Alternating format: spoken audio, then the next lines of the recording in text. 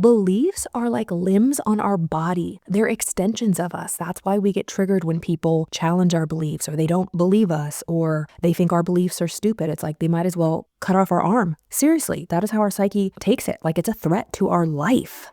Welcome to the Penthouse Frequency. I'm your host, Carla Elizondo, licensed psychotherapist and mindset coach. Here we explore personal development, spiritual awareness, emotional sobriety, and the tools that help you regulate so you can live from the inside out. We're not here to bypass life. We're here to alchemize it. No more basement thinking and feeling. It's all about the penthouse, baby. Let's dive in. Welcome back to another episode of the Penthouse Frequency. 'Tis I, Carla. I'm happy to be here. We got an extra hour of sunlight today and 1 hour less of sleep, but we are doing it.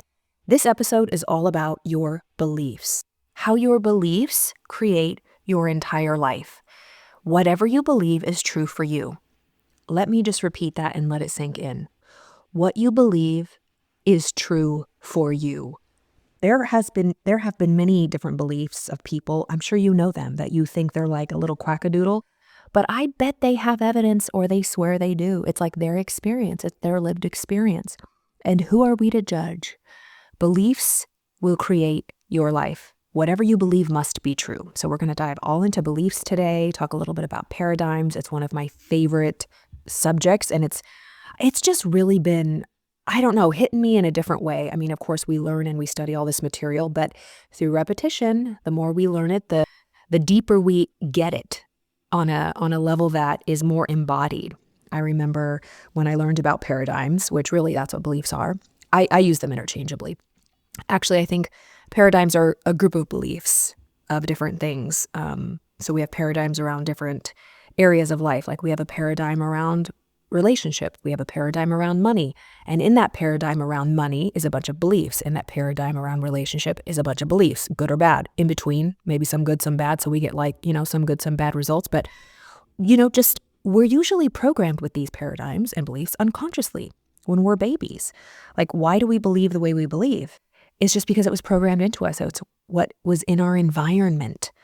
And oftentimes we think that we are such free thinkers and we don't understand the power of programming, like environmental programming. And so just think about how you vote, what you believe religiously. Like some people break off. I get that, through unfortunate situations in life and they buck up against the system of how they were raised. But other than that, we really are programmed. And unless we go in and challenge our beliefs. And I think I mentioned it on the last episode of why is it so hard for us to leave the cave, right? Why is it so hard for us to get out of that basement sometimes around certain areas? And really it's because it's painful. It's painful. Beliefs are like limbs on our body. They're extensions of us. That's why we get triggered when people challenge our beliefs or they don't believe us or they think our beliefs are stupid. It's like they might as well cut off our arm. Seriously, that is how our psyche takes it. Like it's a threat to our life. That's why you see people doing wild stuff. And again, it's always around religions or politics. Anywho, okay, we're going to dive in all about belief. So I like to say, there is no objective reality. I mean, there are objective truths like gravity and certain things that we all share collectively, but there is no collective reality, objective reality. There's only subjective reality. We all live on the same planet, but we live in different worlds. I was just talking to my sister the other day and we were talking about, oh my God, what were we talking about? She was saying something about, oh my God, it's going to pop up like toast. I can't remember it, but I always think I remember what it was. Shout out to Blair, my sister's friend. Oh my God, she's wild. So my sister was saying, love you, Blair, but my sister was saying how Blair watches these bald eagles. She follows them on YouTube, or they have a live cam of the bald eagle nest up in Big Bear in California. Anyways, there was a big debacle Friday evening when the mother eagle did not fly back to the nest.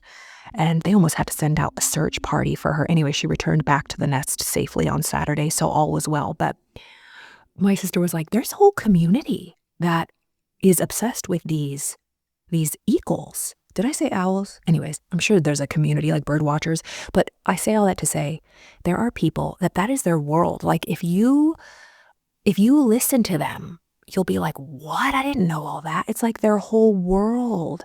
They look at the world through a different lens because they have so much knowledge on birds and eagles and owls or whatever. They look at nature like they care so much about preserving it, and like they just see the world through a different lens. Like they live in a different world. And when you act like you don't know anything about endangered species, they might be like, are you living under a rock? It's like, because that is not your reality. That's not a big part of your reality, rather. So anyways, I always think about people who do like rock climbing, or people who are into like extreme sports, or people who are into like martial arts. Like that's their whole life. They have the bumper stickers. They like go to conventions. They work out. It's like a part of their lifestyle. They're a part of groups. All their friends do it. It's their life. And we just got to think about, we all have different preferences. It's all beautiful, but it's what you prefer, right? You create your reality. What do you like to do? Or are you being dragged around in someone else's reality? Okay, but we're getting off topic. Back to beliefs. Whatever you believe must be true for you, and it will create your reality. Okay, so most people think they're responding to reality. But what if I told you that you're not actually responding to reality at all? You're actually responding to the beliefs that you hold about reality. That's the only thing you have control over. Whatever happens in the outside world is not what's making you feel a certain way or react or respond a certain way. It's your perception, your beliefs about what's happening in said 3D world that is creating your reality, or what you experience as reality. So your beliefs determine what you notice. It's like a filter, okay? Your beliefs determine what you feel is possible. What you feel is possible for your life. Your beliefs determine how you interpret, again, how you perceive events, how you store them, and the meaning you make.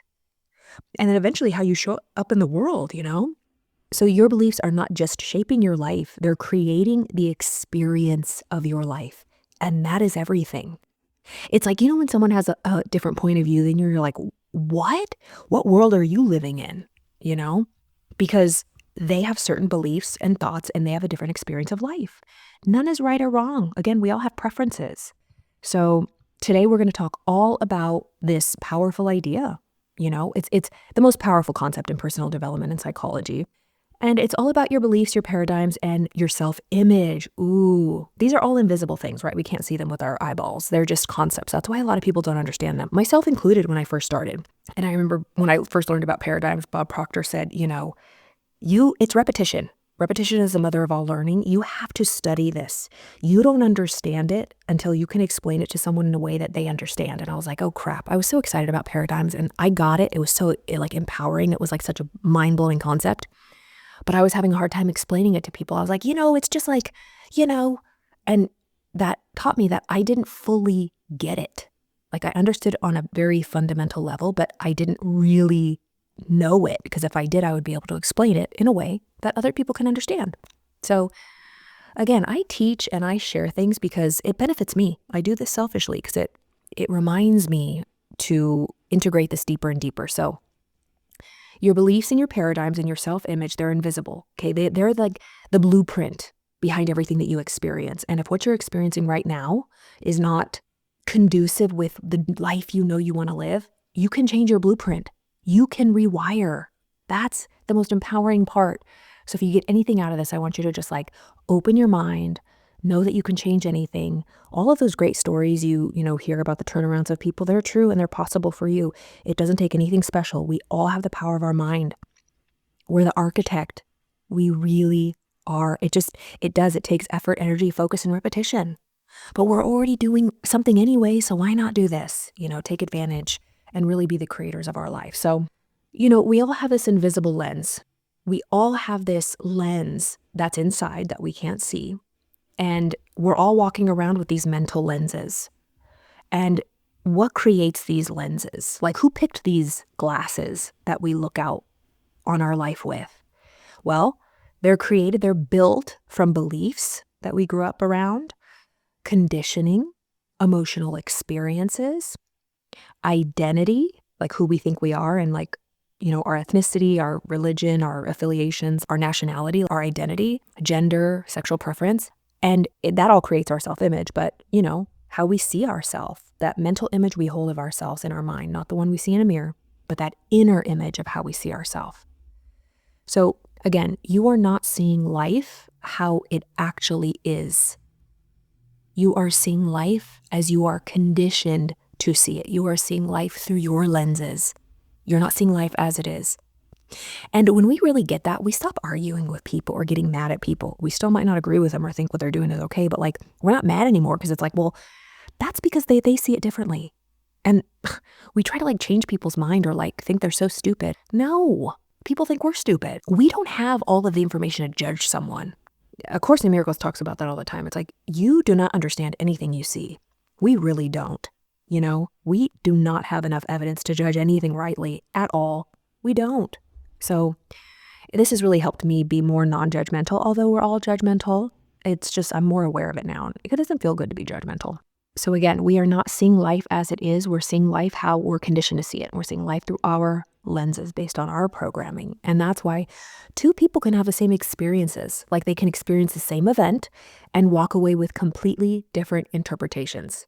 We see that every day these days. Like world events are happening and we have very two polarized split, opinions on what's happening, same event. And of course, very much in between, but we get those big polarized views that are splattered all over the news and shoved in our face. And that's what gets our attention because it gets us everyone fired up and angry and reactive and triggered and offended. And when we are angry, when we're in fear, that's when we can be controlled. So always remember, and I've said this so many times, but I remember I got my undergrad in TV and film and producing for like the local news channels, the cable in my hometown. And I remember I walked into a journalism class and the very first thing they said, it was literally journalism 101.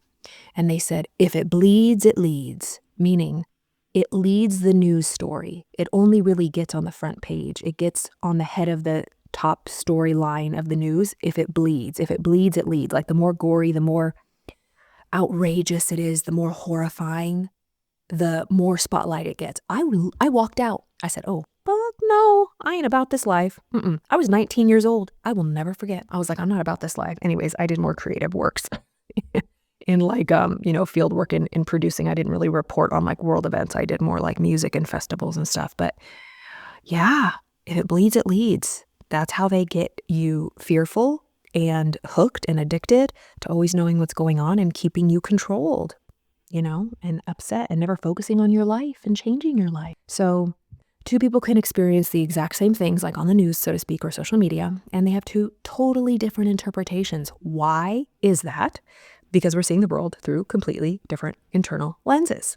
And I loved how Bob Proctor explained this. He used the word paradigms. And I believe Joel Barker had a book that he loved called like Paradigm Shift or Changing Your Paradigm, Change Your Life.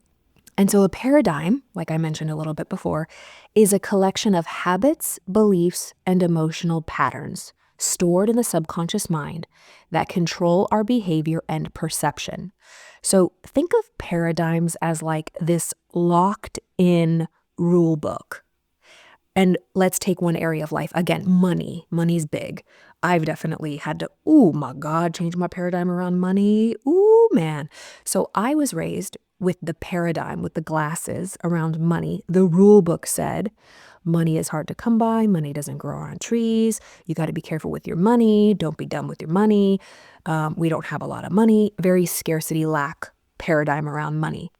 So all of my habits around money or spending or grocery shopping, all of my beliefs around money, the emotional patterns, it was always like nerve-wracking, or I got the sinking in my stomach when I had to pay, or I watched my parents pay for something, a lot of guilt around that, feeling like I don't want to be a burden, or I can't afford that, we can't afford that, I can't ask them for this because, times are hard.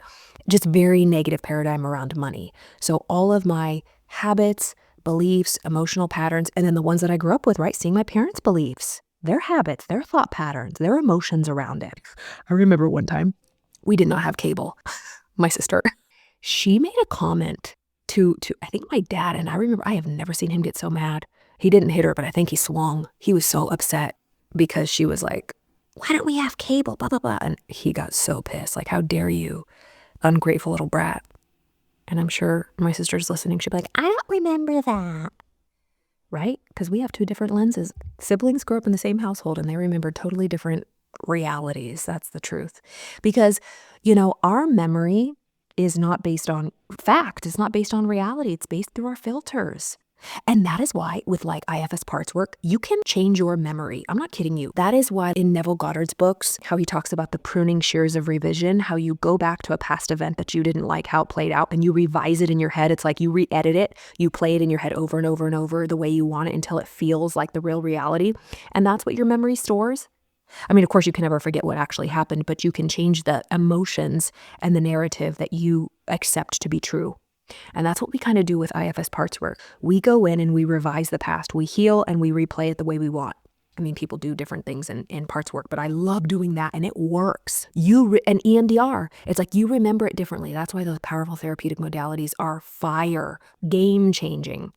And many of you know I'm a therapist, so I do that. If you're ever interested, I have a release to receive package and I'll leave the info down in the show notes if you're interested in that. I do EMDR and IFS, but anyways, so back to Bob Proctor talking about paradigms, how they are a collection of habits, beliefs, and emotional patterns stored around a topic in the subconscious mind, and it controls everything we do, how we see, our perception.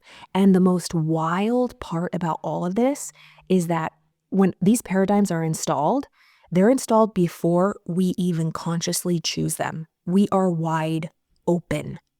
That is why children are so easily programmed. And think about the things on TV, like they don't call them programs for nothing. The program lineup, the news lineup, we are being programmed 24/7. Our social media is programming us. This podcast is programming you right now. But don't you worry, I'm putting in some positive stuff, okay?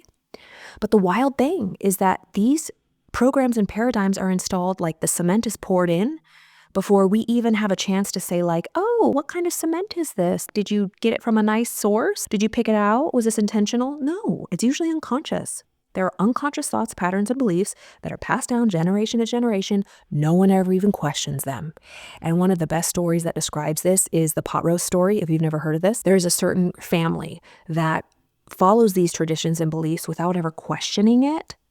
And say they're negative, just negative patterns and beliefs. They just never question and break free of this cycle. So the pot roast story is this woman, she was cooking a pot roast and her friend was with her. And so the friend was preparing the pot roast, or the woman was preparing the pot roast.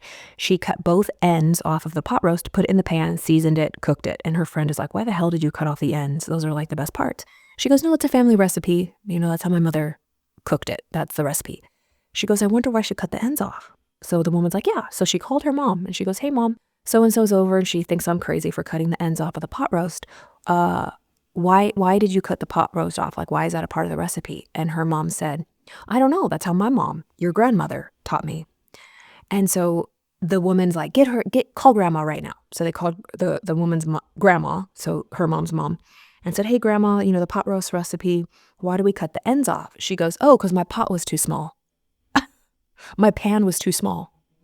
That is why the grandma cut the ends off of the pot roast, but the mother thought that was a part of the recipe, never questioned it, and now the daughter's doing the same thing. But obviously the girl's pot is bigger now. She could fit the whole damn roast in there.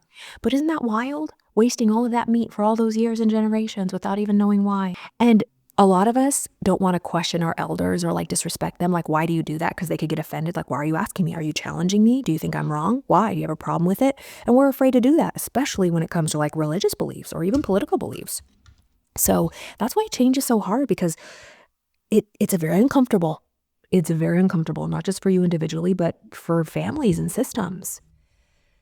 Okay, so back to paradigms. And it's just wild that we are programmed before we even consciously choose them.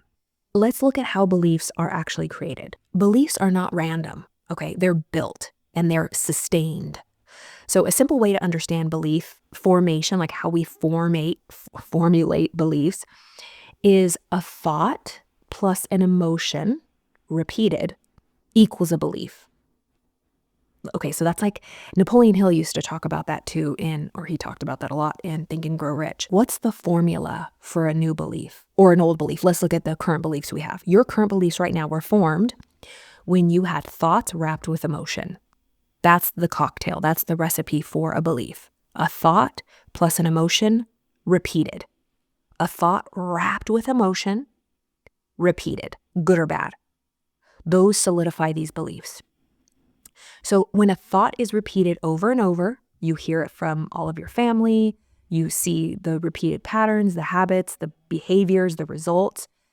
This repetition over and over, it carries an emotional charge. Subconsciously, like when I was a kid, I wasn't upset about these money beliefs, but when I got older and I moved out, I was real pissed. I was like, fuck, I can't even pay my rent. I was like struggle busing to like pay $400 rent, sharing a room. Like, what the hell? And I was making so much money. It was ridiculous.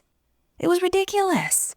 And that's when I was like, I was mad. I was upset with my parents for a while, like resentful. This is terrible. I have such terrible scarcity beliefs. And meanwhile, they're living their best life. They had set themselves up for success after scaring the shit out of us when we were little.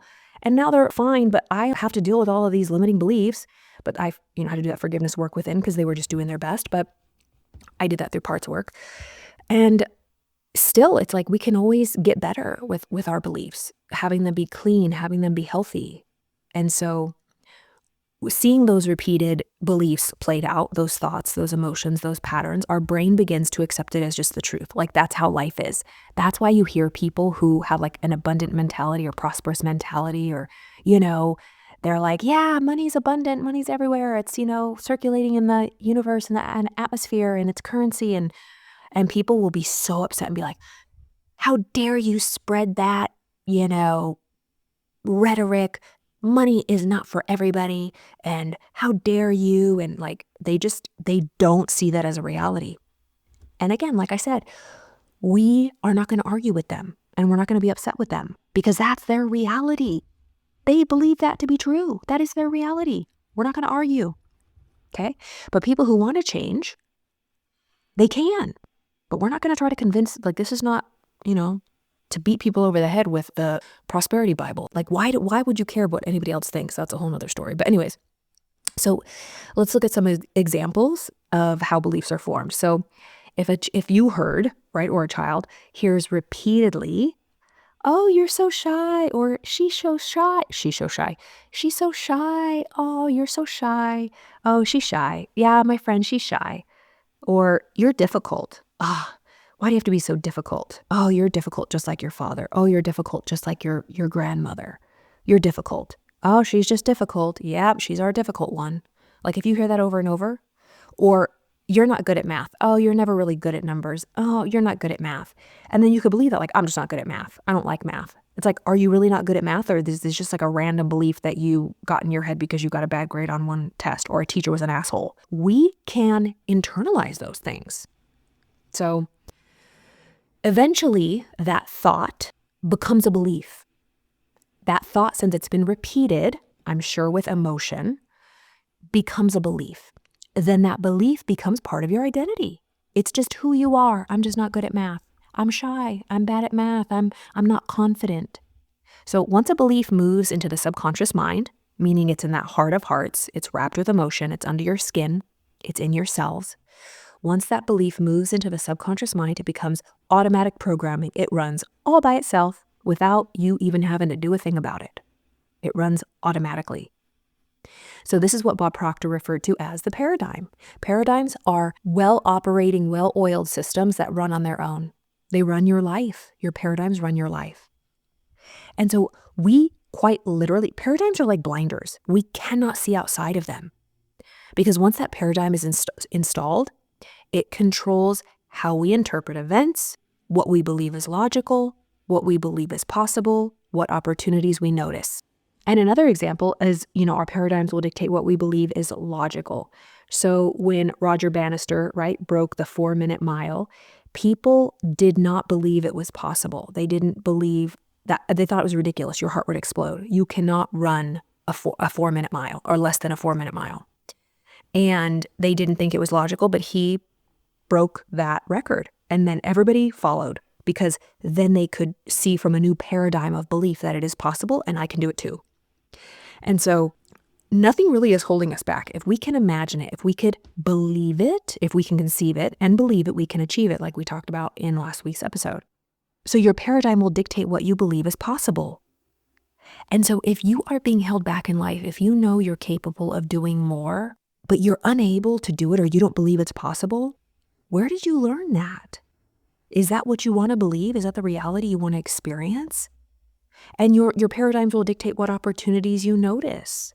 There's that famous study of, a bunch of people got called into a room and they got handed these magazines or these newspapers, and they were all given the task to count how many images of something that they saw.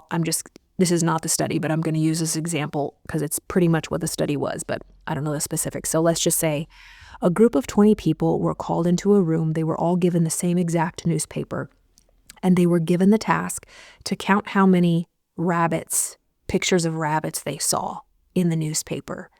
Now, what the 20 people didn't know, that 10 of them were chosen because they considered themselves unlucky people, and the other 10 were chosen and they considered themselves lucky people. So the group of unlucky people opened the magazine, the group of lucky people opened the magazine, and the unlucky group of people, the people that considered themselves like that they had bad luck, it took them 2 minutes to count 42 rabbits in the magazine.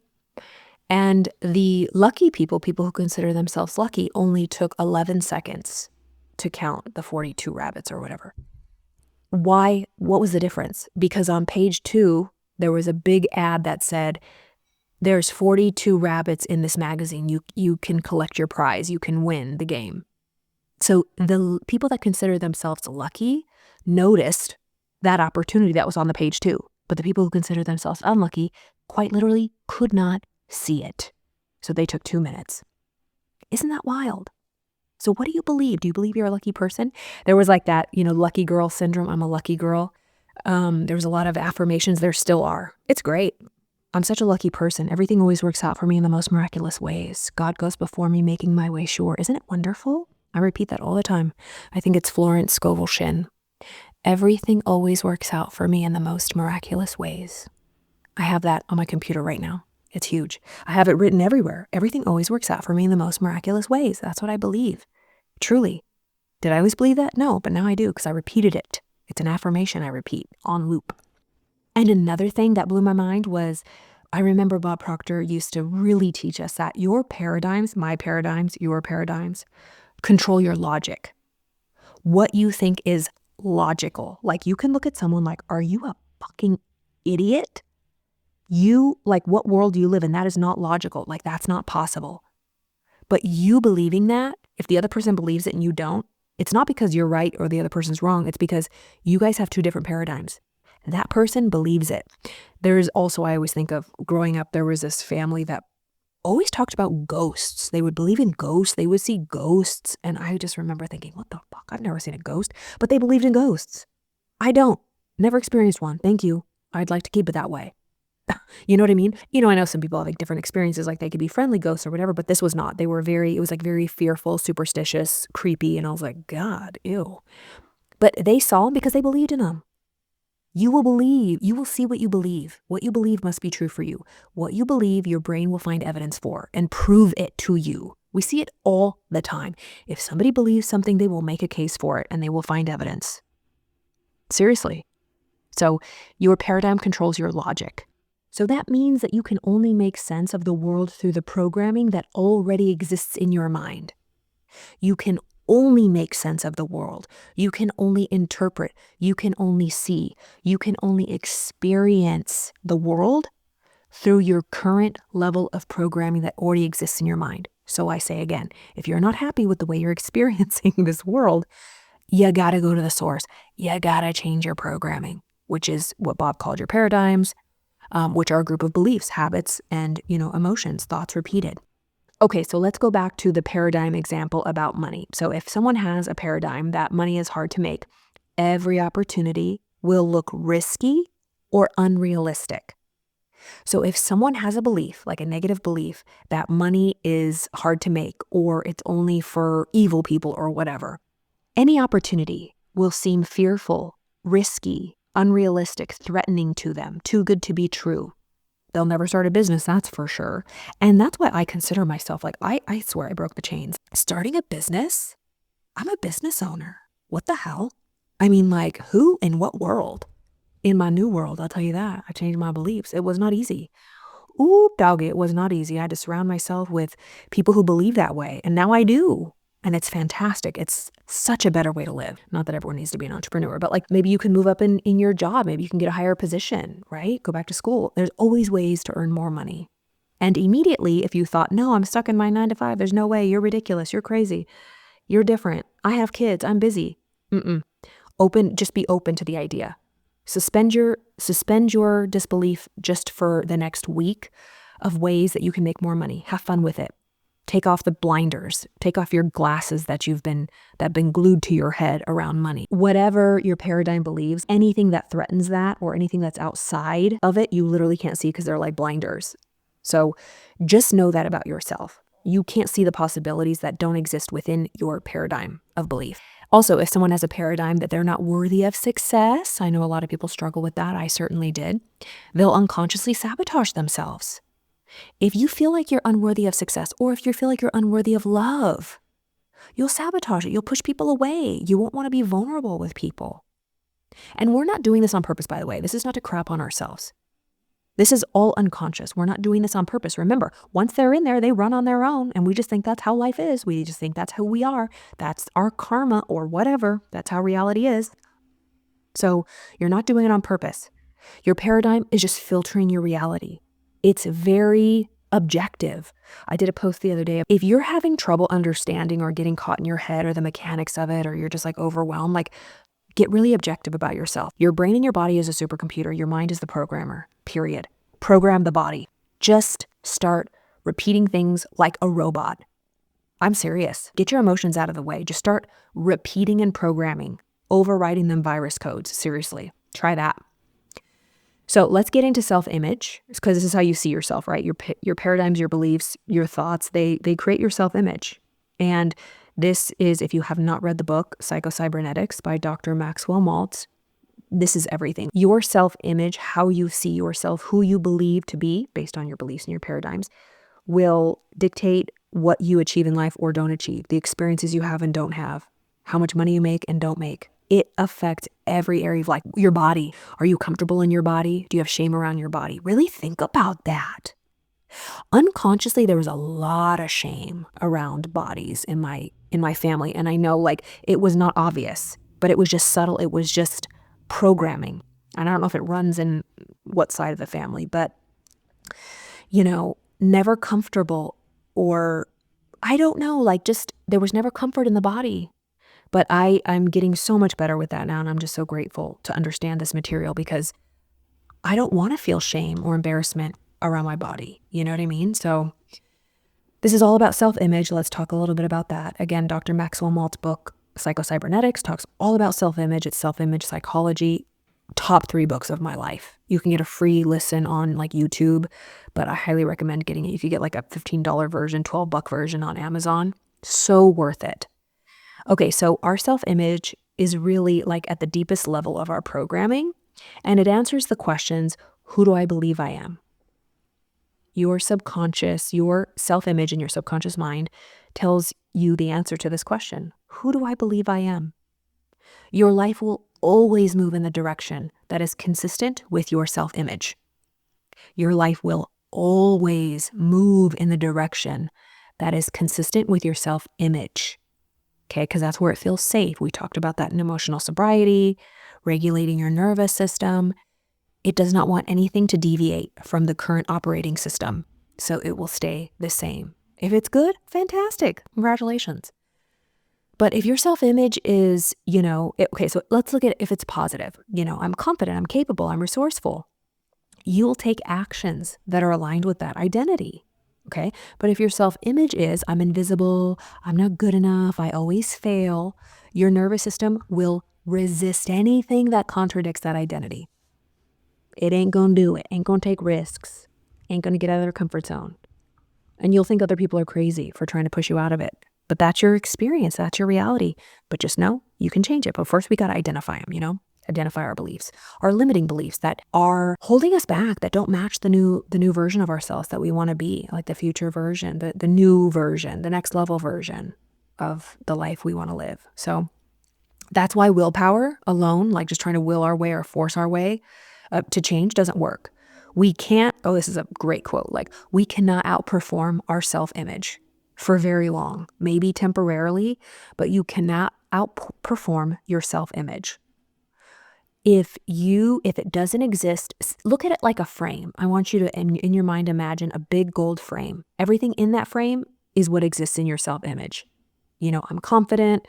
I always run late. I'm a type of person who has a lot of friends, or I'm a type of person that can't keep good friends. Like whatever's in that frame for you is the only thing you can experience. Anything outside of that does not fit in your self-image. So you won't even see it. It won't even be a possibility for you. It'll feel very unsafe. You might pop out for like a weekend when you're on vacation and feel confident, but you'll go right back in your turtle shell when you get home. And then you might feel shame about it and like, oh my God, I was such an idiot, and like regret what you did or whatever. So your life will always return to the level of your identity, of like your baseline self-image. Again, we can pop out here and there. Sometimes we do when we're around people, or you go to like a weekend seminar and you feel so excited, and you go to a Tony Robbins thing and you walk on fire. You're so excited, and then you're back living the same life, and then you sign up for the next one next year. It's like, what changes? I love those, by the way. I'm not poo-pooing them. I love me a good weekend retreat to get that momentum, pattern interrupt, create that movement and momentum. But what are we going to do with it? It takes consistency and discipline. There's no other way to change your life. Next week, I'm going to do an episode about how all of these different modalities, which can seem so overwhelming when it comes to therapy, healing, manifestation, law of attraction, they're like diets. They're like fad diets. We jump from framework to framework, this method to this method, this coach to that coach, this YouTube channel to this way. No, this way works. No, you got to do it this way. It's like you're being pulled around. It's like diets. Like, oh, do the low carb, do the low fat, do the keto, do this. It's like, when you're ready, anything will work. When you're ready, any method will work. Just choose the one that resonates, that you can do for the rest of your life, because it's a lifestyle. It's not a temporary diet you're going to go on for a month, physically or emotionally. It's a way of life. So it's like, if you've tried, like I have clients who've had like lap band surgeries, and they don't work. Like it doesn't work for them. Or they take the pills, or they do this, or, it's just like, it's not consistent. It's not sustainable, rather. So whatever you do, if you can't do it for the rest of your life, what are you even doing it for? Find something that resonates with you. First, you have to make a decision that you want to change, and then find something you resonate with and just stick with it. That's all. It all works. Journaling works. Affirmations work. Meditation works. It's just, find something that you can do every day for the rest of your life, because it takes repetition and consistency. No other way around it. Just like changing your physical body or losing weight. Anyways, I am already trying to go into my next week's topic. That's next week. I got sidetracked. Okay. Back to how, if it's not in our self-image, if it's not in that gold frame as we're imagining, it ain't going to happen. We might experience flukes, little spikes, but we're always going to return to our base level of our identity. And what is that solid programming down there? It's going to drag us back because it runs on its own. It's very, very powerful. Never underestimate the power of your subconscious mind. We play far too much. It's like that iceberg, our conscious thinking mind is only 5%, and then the subconscious is 95%. That's what we're dealing with. It's like, think about a tug of war, because that's really what's happening. A tug of war between our conscious thinking mind and our subconscious emotional programming. Like, we want one thing, but our body's doing another, and our habits are taking us back. It's like a tug of war. 5 people on one end of the rope and 95 people on the other end. Who do you think is going to win? Your subconscious programming, your paradigms, your beliefs. Every day, all day, 2 times on Sunday. Like, we highly underestimate what we're up against. But it's okay, because we can reprogram it the way. And how do you reprogram a paradigm? Exactly the way it was formed, through repetition and emotion and consistency. That's all. But that's our problem. We aren't consistent because we want to jump to the new thing, the new hot thing, the new quick fix, the quantum jump. And again, we're human, so of course we want to change, but why does it feel so hard? We talked a little bit about that on the last episode. Like, why is change so hard? Why do we fight it? Because we're up against the 95. The 5% is up against that 95%. And so when people try to change their life, but that subconscious belief is still set and unchanged, our nervous system experiences that conflict. That is why most people are in a dysregulated state, especially when they're trying to change their lives. People, I think I said it last time or in another episode of like, the people that are in the manifestation and personal development world can be the most kooky ass people because they are the most unhinged, and not in a good way. They can seem like the biggest quackadoodle sometimes because they don't understand that they are in an inner civil war conflict, because your nervous system is absolutely in a fearful state the whole time you are trying to apply. It's like your old programming is trying to say the new affirmations. You gotta calm your nervous system down first before you plant the new belief. You gotta prepare that soil. And it doesn't take a lot. Just taking a breath, taking a little detox, calming yourself down, because that is why you're dysregulated, because you have this conscious belief, this conscious idea like, oh my God, I want to change. I know I'm possible changing, blah, blah, blah. But it totally clashes with your subconscious beliefs and programming. So it creates an unsafety in your body. You know, when something does not pass the computer, like, it does not read the fingerprint. It reads it as like somebody trying to break in and change the system, which it is. So all the alarm bells go off, and your nervous system doesn't like that.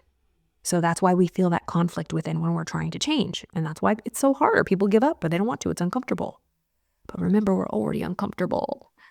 So a part of us wants the new future. So think about that. In our conscious thinking mind, we're aware of it. We want that future. We're dreaming of it. But the other part, which is way bigger, believes it's unsafe or impossible.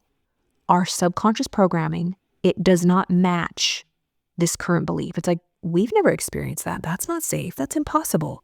That's not in our self-image. That doesn't exist in our frame. So that's why people procrastinate. They self-sabotage. They lose that motivation. They give up. They stay stuck.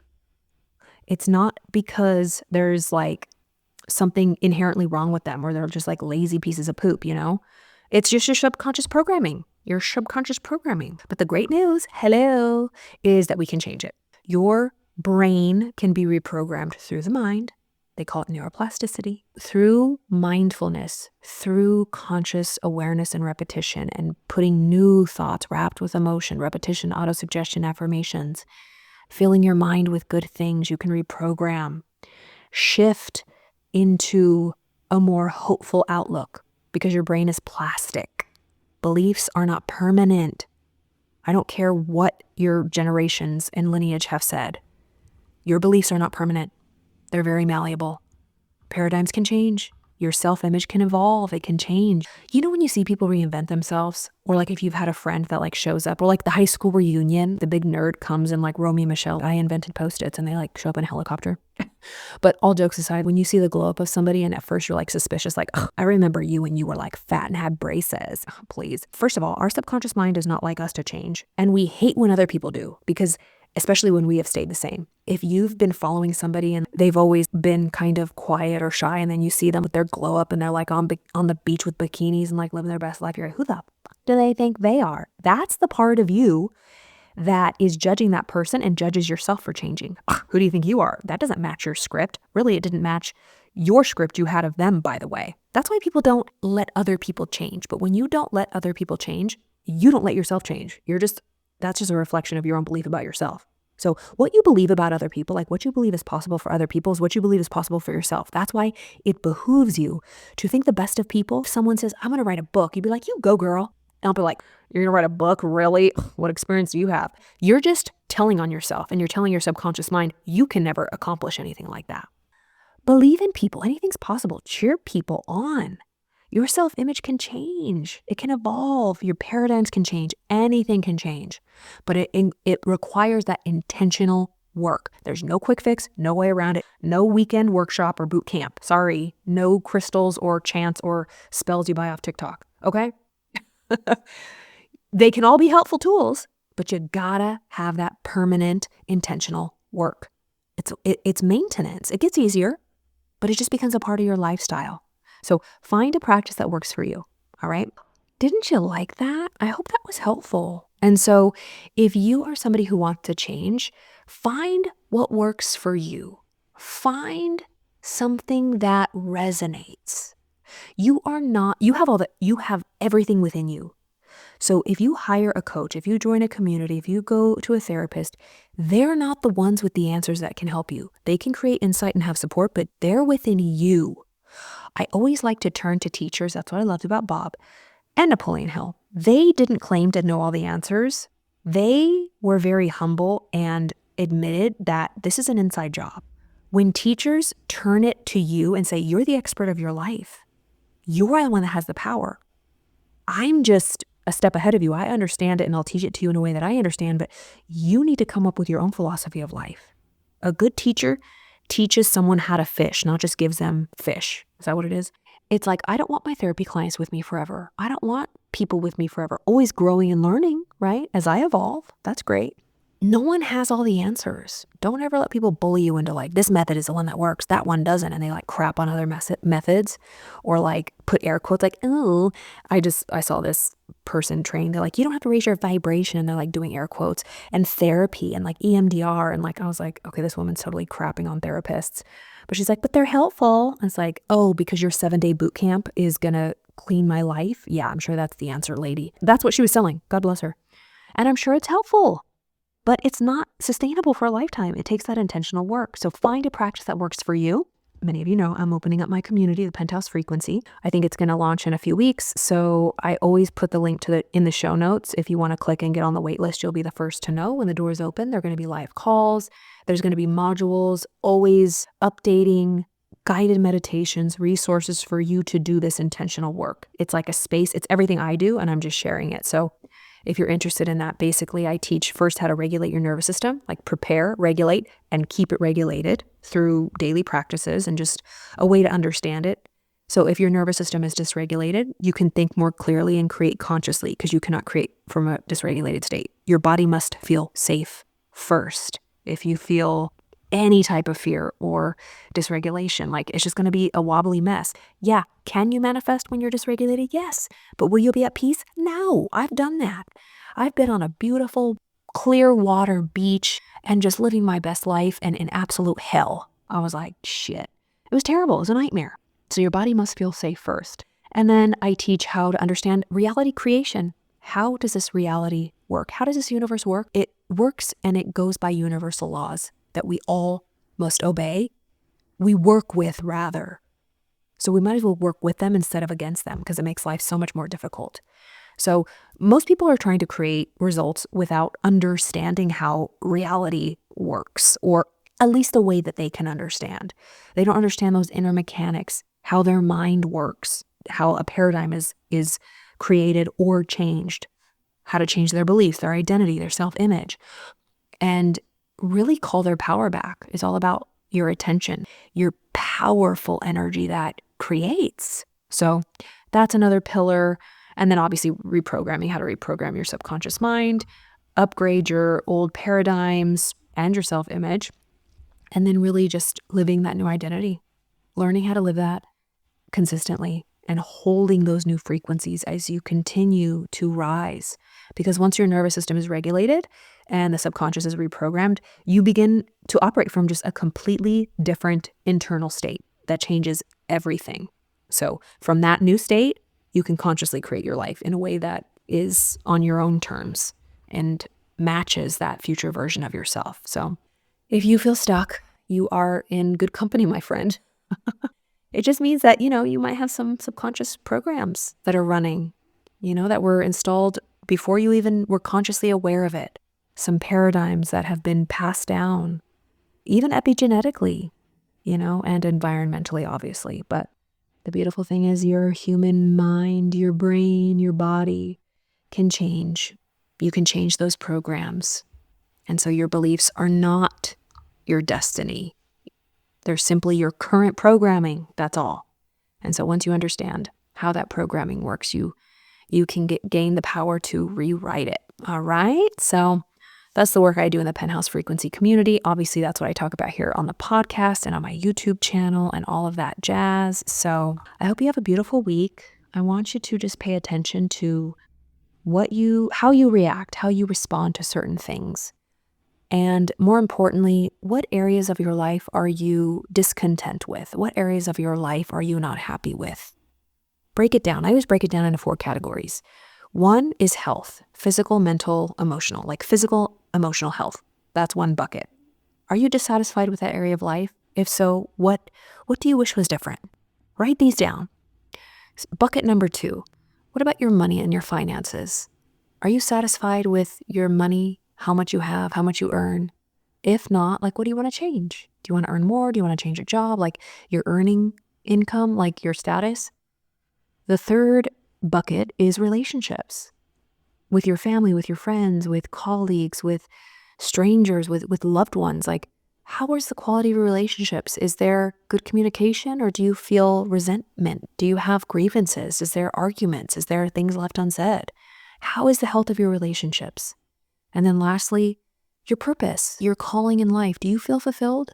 Do you feel like when you lay your head on the pillow, you're doing the Lord's work? You're doing the work that you were meant to do? Your unique gifts and talents, the things that you love to do, you're expressing. Really get clear on every area and any area that you are dissatisfied with, and just write what you want.